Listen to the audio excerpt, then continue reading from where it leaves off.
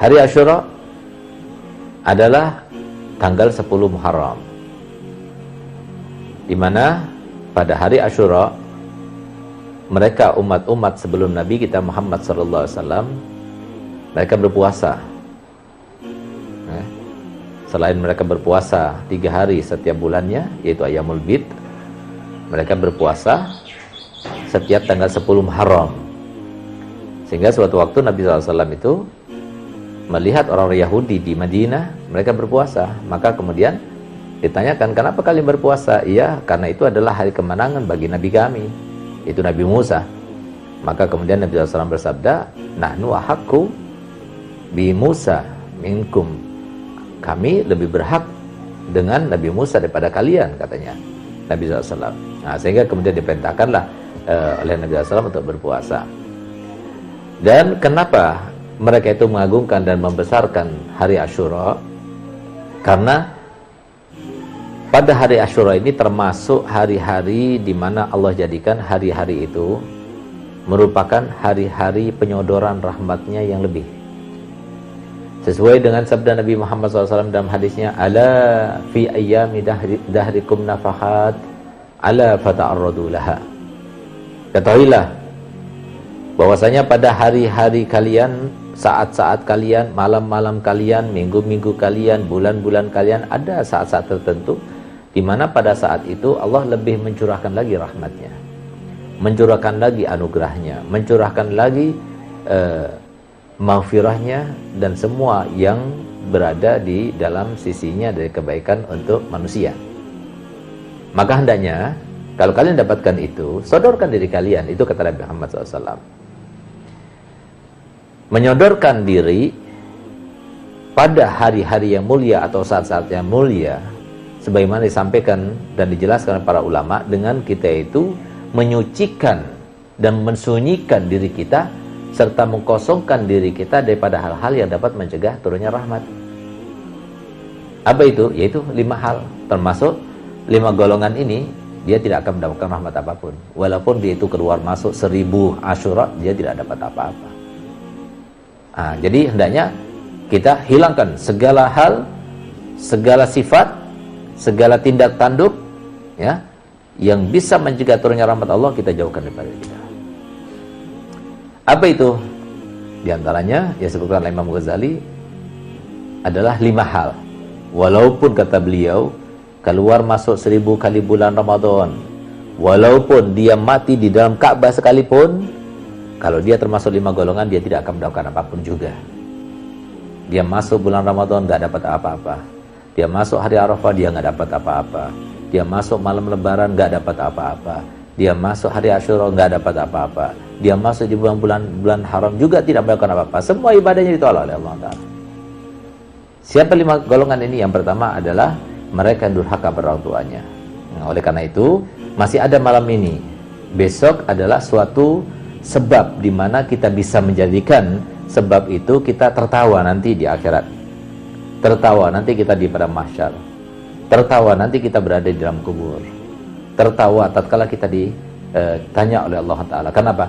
Kita bahagia dengan sebab hari ini, dan besok kita muliakan, akhirnya Allah muliakan dengan diterima semua amal ibadah kita dan diampuni dosa-dosa kita. Oleh karena itu, kesempatan, masih ada waktu. Malam ini yang termasuk 5 golongan, ambil maafnya. Hilangkan segala hal, segala sifat yang terkait dengan dirinya. Jangan kita itu congkak, jangan kita gengsi, jangan kita segan, jangan kita malu, ya. Kalau yang demikian itu atau dibalik itu, kita akan mendapatkan ridhonya Allah. Karena ridho Allah itu berarti apa? Harapan kita semua akan tercapai. Ridho Allah itu berarti kita mendapatkan kesehatan. Ridho Allah itu berarti kita akan mendapatkan kebahagiaan. Ridho Allah itu berarti kita tidak akan mendapatkan kesumpahan, kesedihan. Tapi enak, hayatan thayyibah kita dapatkan. Itu artinya ridho Allah.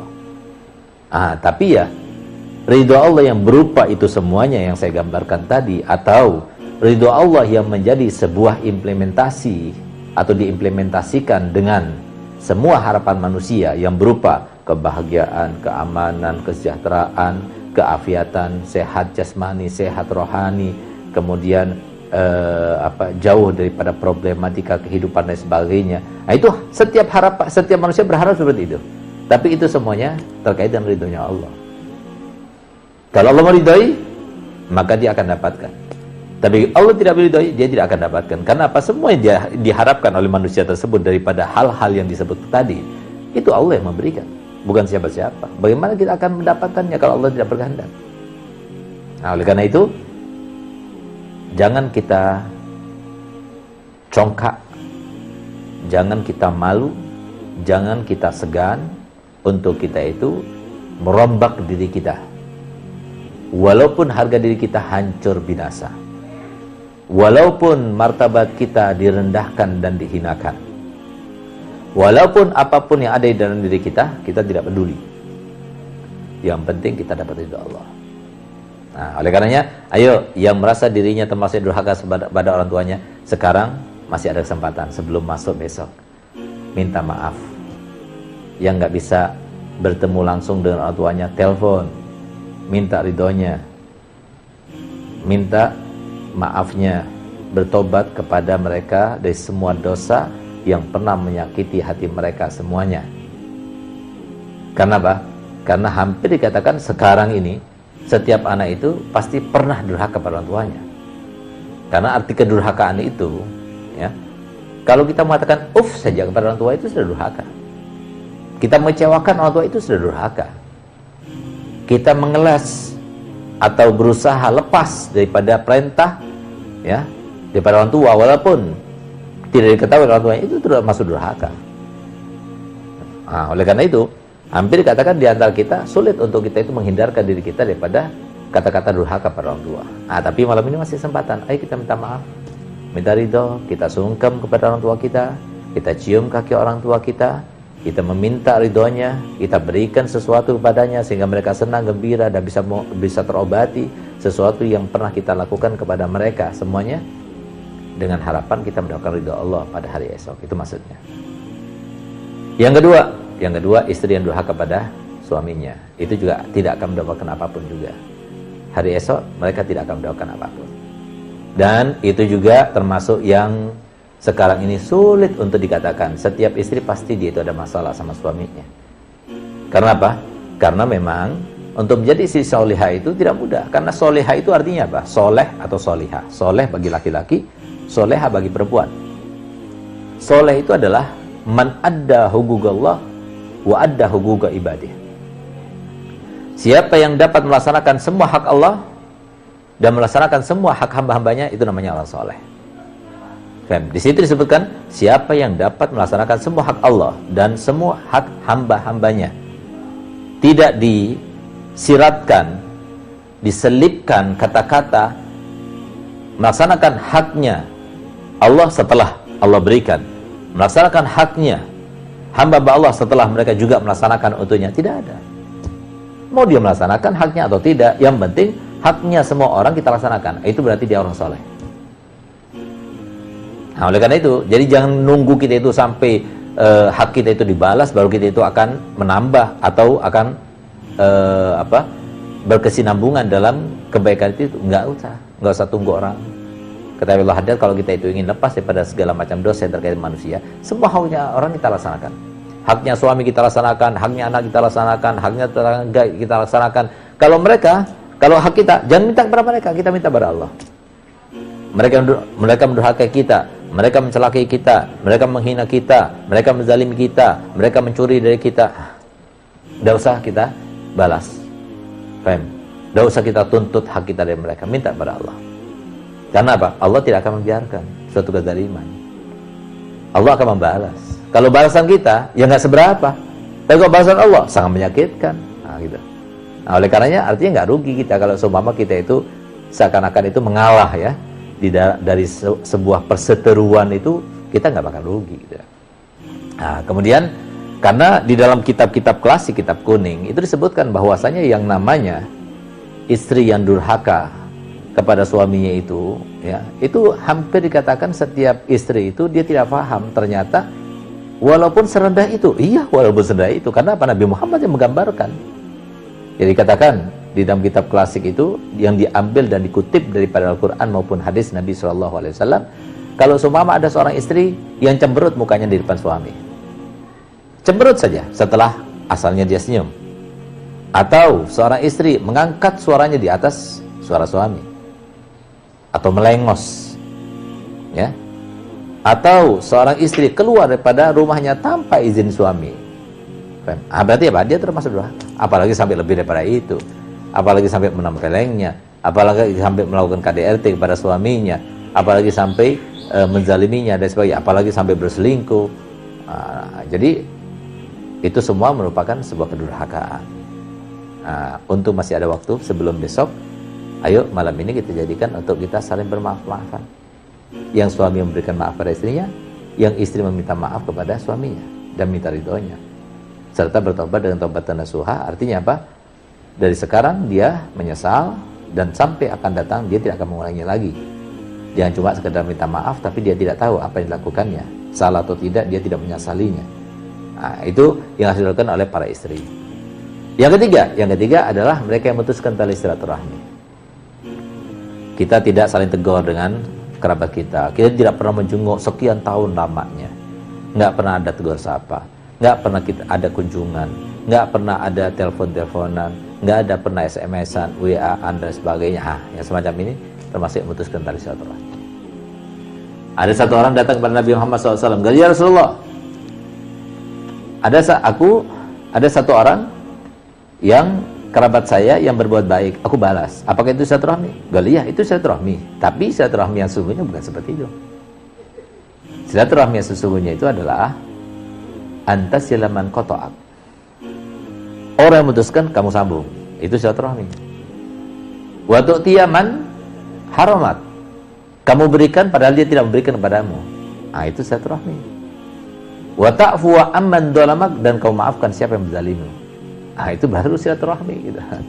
Jadi kerabat kita itu bukan kerabat kita saja ya, tetangga kita, sahabat kita, saudara kita, mitra kerja kita, handai tolan kita, pemerintahan yang mengatur kita, semuanya itu sesuai dan berada di dalam siratan perintah firman Allah SWT dalam Al-Quran, wa ja'alna ba'dakum li ba'din fitnatan atasbirun, dan kami jadikan antara satu dengan yang lainnya di antara kalian itu adalah fitnah, ujian. Ada saja kita jalan ketemu sama tetangga yang melengos, melihat kita dengan pandangan sinis. Ada kerabat kita yang sok-sokan menampakkan kekayaannya, menampakkan kemuliaan dan keunggulannya. Ada saja di antara sahabat, kerabat kita yang kemudian kata-katanya ketus, nggak enak banget di hati, nggak enak banget di telinga, pedas banget dan sebagainya. Semua itu ada ujian. Kenapa saya katakan demikian? Begini, tahukah, kalau seumpama ada seorang yang bertanya dengan suatu pertanyaan begini, apa kira-kira jawaban kita? Dan kemudian apa yang kemudian kita rasakan setelah itu?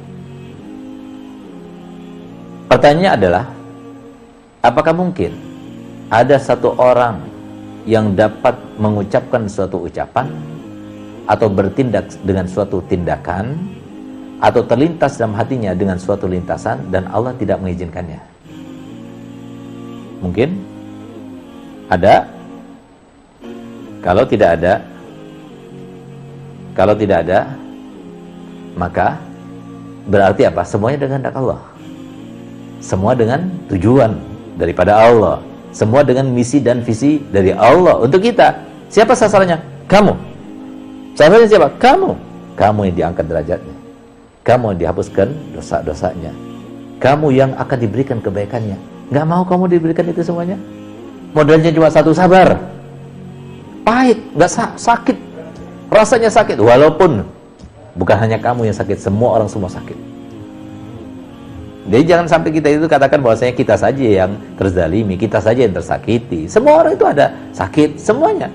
Cuma ada yang sakit dalam ekonominya, ada yang sakit dalam badannya, ada yang sakit dalam keluarganya, ada yang sakit dalam psikologisnya, ada yang sakit dengan kemitraannya, ada yang sakit. Jadi semuanya sakit. Kenapa? Allah Ta'ala telah firman dalam Al-Quran, laqad khalaqnal insana fi kabad. Kami ciptakan manusia itu selalu dalam kesusahan. Untuk apa kita itu diuji? Untuk supaya sesuai dengan firman Allah Ta'ala dalam ayat yang lainnya, yaitu surat Tabarak, Tabarakalladzi biyadil mulku wa huwa ala kulli syai'in qadir, alladzi khalaqal mauta wal hayata liyabluwakum ayyukum ahsanu amala. Allah menciptakan kematian, Allah menciptakan kehidupan. Untuk apa? Untuk supaya Allah tahu mana yang paling pantas berjalan dengan Nabi Muhammad. Siapa yang paling pantas untuk bersama rombongan Nabi Muhammad? Siapa yang paling pantas untuk memandang wajah Nabi Muhammad? Siapa yang paling pantas untuk dipandang oleh Nabi Muhammad? Itu maksudnya. Jadi oleh karena itu, maka hendaknya kita fahami sekarang. Kalau kita termasuk 5 golongan, maka hendaknya kita berusaha untuk tidak sampai berada di dalam 5 golongan tersebut, supaya kita tidak termasuk yang mendapatkan keapesan pada hari esoknya.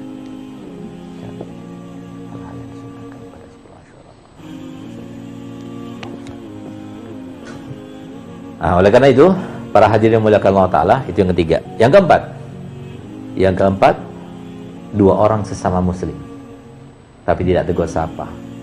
2 orang sesama muslim tapi saling membenci. Hati-hati. Lagi-lagi kita kembali kepada ciptaan Allah tadi.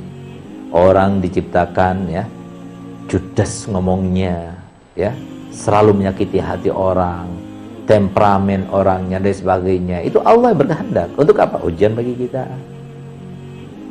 Oleh karena itu, semalam kita membaca Al-Hikam, ya, yaitu karangan Ibn Athaillah Al-Iskandarani rahimahullah rahmatul abrar radhiyallahu anhu wa anna wa anil muslimin ajmain amin ya rabbal alamin. Di situ disebutkan, jangan kamu itu berharap dengan merubah suatu keadaan, karena belum tentu keadaan yang kamu harapkan itu lebih baik daripada keadaan sekarang. Terus gimana? Jalani saja.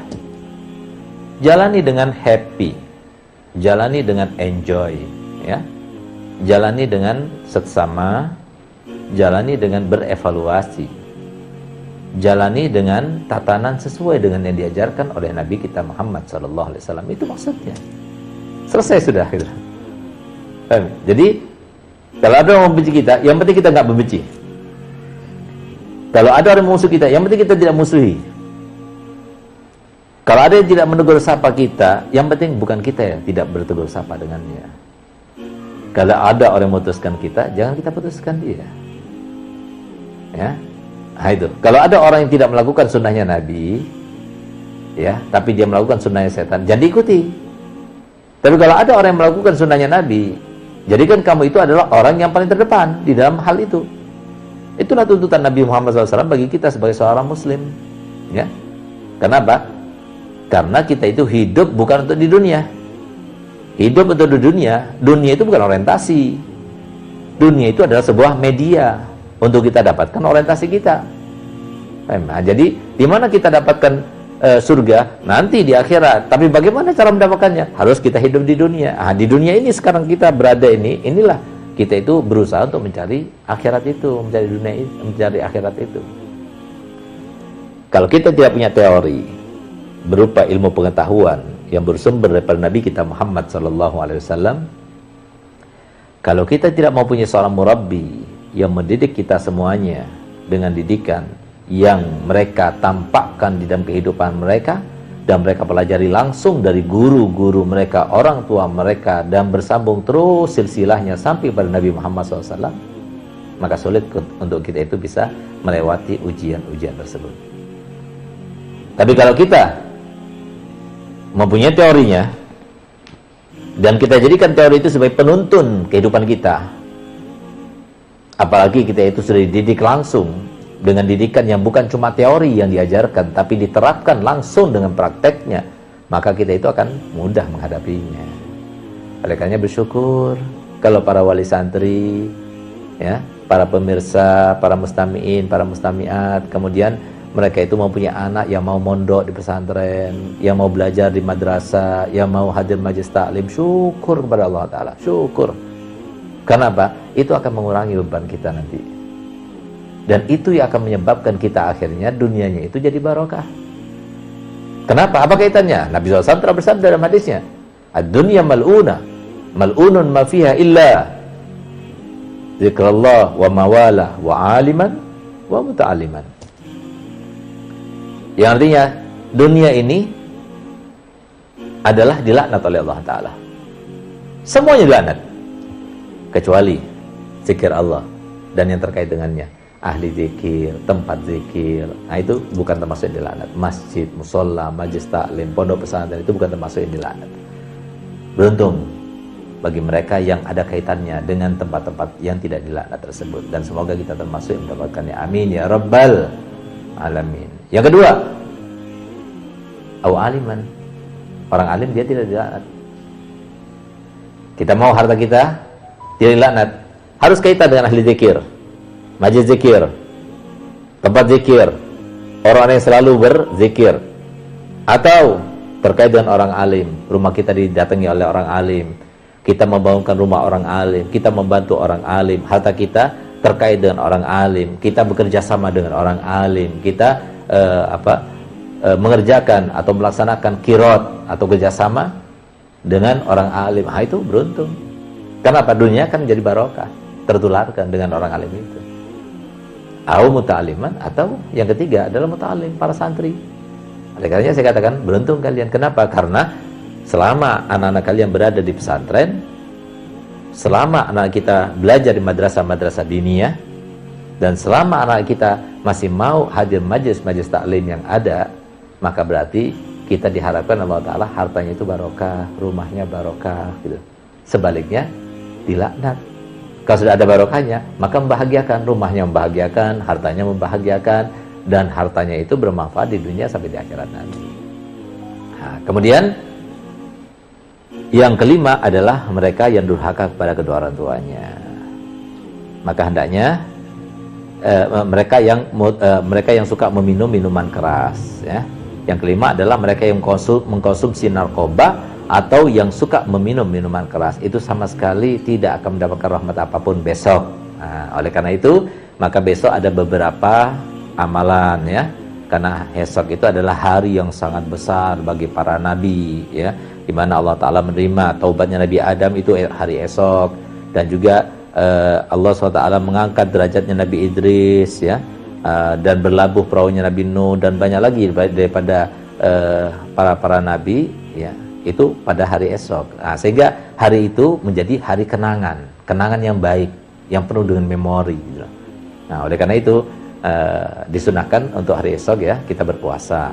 Nah, hendaknya berpuasa, ya, yang enggak berhalangan berpuasa. Selain berhalangan, siapkan makanan untuk orang yang berpuasa supaya dia itu mendapatkan makanan, supaya mendapatkan pahalanya orang berpuasa. Begitu pula kesempatan bagi yang punya uang, ayo kita bantu mereka yang menyediakan buka untuk berpuasa. Supaya apa? Supaya kita mendapatkan kemuliaan orang-orang yang berpuasa juga. Karena apa? Yang memberikan makan orang yang berpuasa, kata Nabi SAW, maka seakan-akan dia itu berpuasa dan dapat pahalanya, ya. Kesempatan besok yang berhalangan untuk memberikan makan kepada yang berpuasa. Kemudian diantara yang disunahkan juga adalah pada hari esok. Jadi memang diantara sunnah-sunnah itu ada yang berdasarkan hadis yang sahih, ya, ada yang berdasarkan hadis hasan, ada yang berdasarkan hadis dhaif. Tapi hadis dhaif itu di dalam Fadhilul Amal itu tetap boleh dijadikan sebagai referensi dengan dalil hadis itu boleh gitu. Nah, diantaranya adalah kita itu disunahkan untuk memberikan keluasan di dalam nafkah kita. Artinya memberikan nafkah lebih. Kenapa? Kata Nabi SAW, man wassa'a ala iyalihi fi yaumi asyura wassa'allah fi malihi tula sanatih. Jadi barang siapa yang meluaskan nafkahnya kepada keluarganya pada hari Asyura, maka Allah akan memberikan perluasan di dalam hartanya di tahun itu gitu. Nah, kama qala, ya, seperti itu, ya. Nah, jadi seperti itu. Nah, jadi kesempatan suami memberikan uang, berikan hadiah kepada istrinya, ya. Kemudian si istri membuat makanan untuk anak-anaknya atau membagikan uang kepada anak-anaknya, gitu ya. Nah, kemudian diantaranya adalah mengusap kepala yatim, tapi bukan cuma diusap saja, usap pakai duit, gitu loh. Nah, usap itu artinya senangkan. Jadi cuma bukan diusap tapi nggak ada uangnya, gitu. Nah, tapi diusap, senangkan anak yatim itu, santuni, gitu loh. Karena hari Asyura itu dinamakan Yaum Eid Aitam, dikatakan hari lebarannya para yatim, gitu ya. Nah, kita berikan santunan kepada mereka anak yatim. Nah, kemudian diantaranya adalah bercela, mandi, ya. Kemudian diantaranya juga adalah bersih-bersih, motong kuku dan sebagainya pada hari Asyura, dan tidak lupa berziarah, ya, dan juga mengunjungi orang alim. Nah, itu sunnah besok. Tapi jangan cuma mengunjungi, nah, bawa sesuatu kepada orang alimnya, gitu loh. Nah, itu disunahkan seperti itu. Jadi datang, kita bawa sedekah kepada orang alim itu dan sebagainya. Nah, sebagaimana hal itu disunahkan. Awal mula Islam itu diwajibkan. Seperti kata orang Madura itu nyabis, atau orang Jawa itu suan, ya. Nah, itu diperintahkan itu di awal mula Islam, dan pertama kali yang melaksanakannya itu adalah Sayyidina Ali bin Abi Thalib. Enggak boleh ada seorang pun datang kepada Nabi kecuali dia buat sedekah. Nah, kemudian yang tadinya wajib menjadi sunnah sampai sekarang, gitu ya. Nah, sehingga ketika Nabi SAW datang ke kota Madinah, maka orang-orang itu lomba-lomba untuk memberikan sesuatu kepada Nabi Muhammad SAW. Dan itu termasuk sedekah yang paling besar fadilahnya, ya. Nah, kita senangkan mereka, bawa makanan, kirim kue, ya, atau memberikan sesuatu kepada orang alim itu. Itu maksudnya menguji orang alim, ya. Nah, semoga kita semua termasuk yang mendapatkan kemuliaan pada hari esok.